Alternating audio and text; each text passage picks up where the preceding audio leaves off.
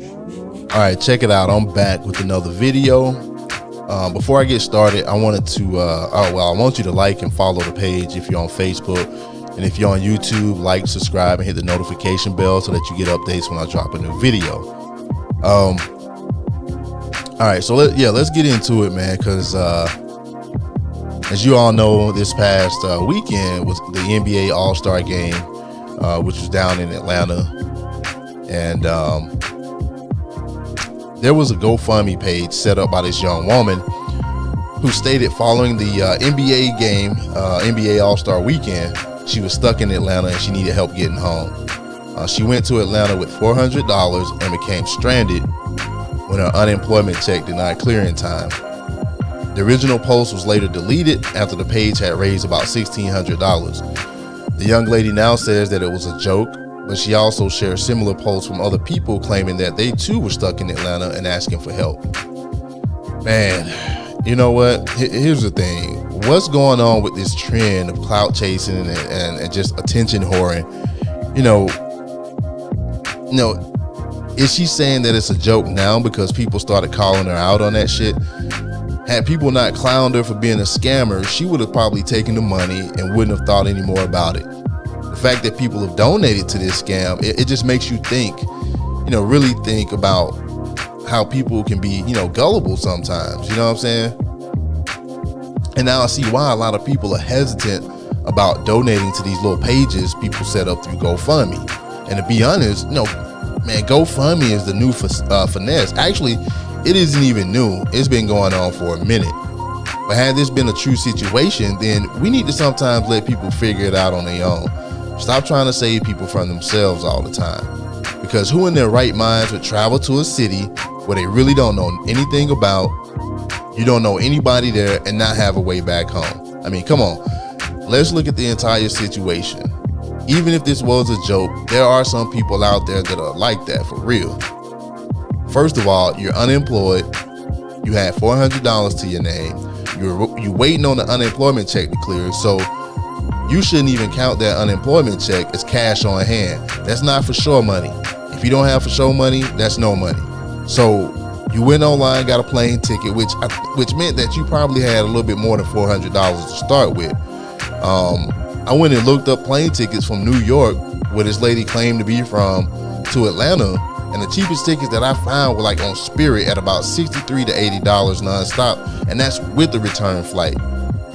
Now, also, you have to plan for having a place to sleep, food, and possible transportation. So these are things that you have to kind of plan and budget for. Like I said, this situation was supposedly a joke, but I don't know. Here's a little video though of rapper Lil Yachty reacting to this. I want y'all to check it out. I need help getting back home. I'm stuck in ATL. I went to Atlanta for All-Star Weekend with $400 and booked a one-way because I was waiting on my unemployment check to pay me back, but they baited. Why did you go? You should have stayed home. If anybody wants to help this poor girl, they shouldn't, because you should have stayed home. You should have stayed home! So I'm right there with him on that, just from looking at that video that he did. I'm like, why did you go? You should have stayed at home. So now we've got these copycat GoFundMe pages set up, by people claiming they're stuck in Atlanta, and they're trying to finesse people for dough. Man, it's ridiculous. If you're really stuck, why would you need a $1,200 to $2,000 plane ticket? I'm telling y'all, don't fall for the finesse and scam. Hayes Fan 48 on Instagram said, why the fuck would you need a $1,200 flight or $1,200? Like, what flight is $1,200? Shit, they trying to stunt on their way back home too.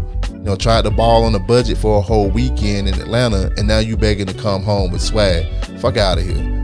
You better be on the side of the road with a stick and a bundle up cloth with your stuff in it like Looney Tunes. So apparently not everybody's going for the finesse. And there are a few people that donated, but I think that just came from people who, probably were trying to be good-hearted people. But this goes to show you that you can't have sympathy for people all the time, because you'll get taken advantage of. And I think we need to start calling people out on their bullshit too.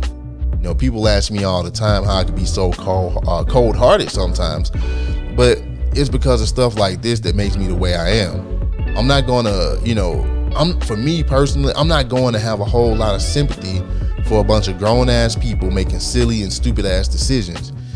If I don't have a job or money coming in, the last thing that I'm going to be doing is going to some NBA game that you couldn't even get into anyway because of COVID. In a city I know nothing about, blowing all of my money and not having a way to get back home.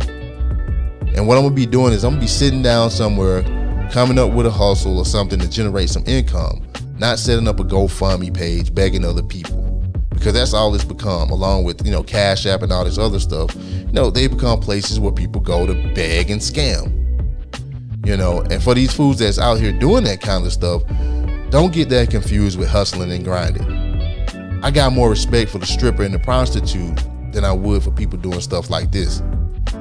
With strippers and prostitutes, you may not like their profession and the type of work that they do, but at least you gotta have respect for their hustle and grind. It doesn't take a whole lot of work to come up with a sob-ass story to put up on a donation page and sit back and wait for the money to come in, if it comes in at all. People who beg and are not homeless and can actually physically support themselves, they get no sympathy. You went down to Atlanta trying to ball out with circles that you don't belong to, with champagne taste on a Budweiser budget, and now you want people to feel sorry for you. You thought you were gonna get you a baller, huh? Ladies and gents, let's knock that attention whoring stuff off.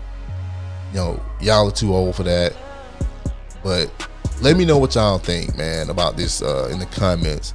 Should we feel sorry for every sob story that we hear, especially when it's coming from capable adults who are the cause of their own misfortunes? So hit me up, let me know what you think about this situation, man, and don't fall for the finesse, don't fall for the scam. Be aware and be cautious that this type of stuff is going on, especially on GoFundMe. Like I said, it's become the new finesse. And let me know what you think. Till next time, peace.